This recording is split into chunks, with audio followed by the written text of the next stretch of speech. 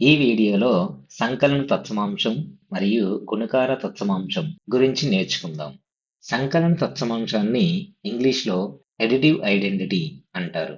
అలాగే గుణకార తత్సమాంశాన్ని multiplicative identity అంటారు. దీనిని త్రాసు లేదా తక్కడ అంటారు. దీనిలో రెండు వైపులా సమాన బరువు ఉంచినప్పుడు దీని సూచిక ముళ్ళు మధ్యలో ఉంటుంది. ఇక్కడ రెండు వైపులా 5 కిలోల చొప్పున ఉన్నాయి. కాబట్టి సూచిక కదలకుండా ఉంది. అదే ఒకవైపు బరువును పెంచితే సూచిక కూడా అదే దిశలో కదులుతుంది. కాబట్టి సూచిక కదలకుండా ఉండాలంటే రెండు వైపులా సమాన బరువులను కలపాలి. అప్పుడు రెండు వైపులా బరువు పెరుగుతుంది. కానీ సూచిక కదలకూడదు. అలాగే మనం తీసుకున్న బరువు కూడా పెరగకూడదు. అలా ఉండాలంటే ఎంత బరువును కలపాలి? ఇదేం ప్రశ్న? ఏమి కలపకుండా ఉంటే సరిపోదు కదా అని మీకు సందేహం రావచ్చు. అదే నిజం. ఏమీ కలపకపోతే బరువు పెరగదు, సూచిక కదలదు. కానీ ఏమీ కలపట్లేదంటే గణిత పరిభాషలో సున్నా కలుపుతున్నామని అర్థం. ఎందుకంటే ఏదైనా సంఖ్యకు సున్నాని కలిపినా దాని విలువ మారదు. కాబట్టి సున్నాను సంకలన తత్సమాంశం అంటారు.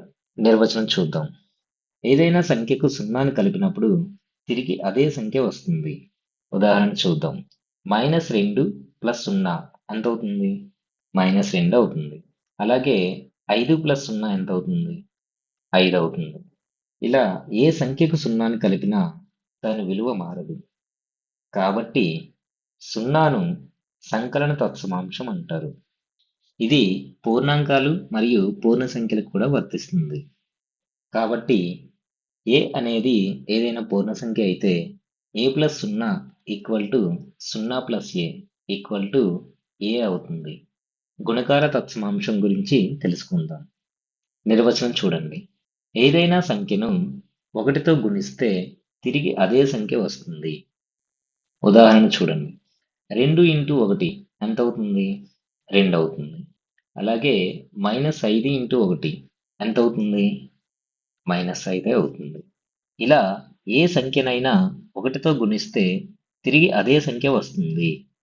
కాబట్టి పూర్ణ సంఖ్యల్లో గుణకార తత్సమాంశం 1 అవుతుంది.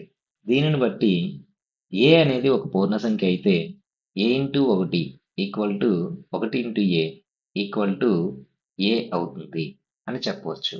ఈ వీడియోలో మనం ఏం నేర్చుకున్నాం? సంకలన తత్సమాంశం మరియు గుణకార తత్సమాంశం గురించి ఉదాహరణలతో నేర్చుకున్నాం.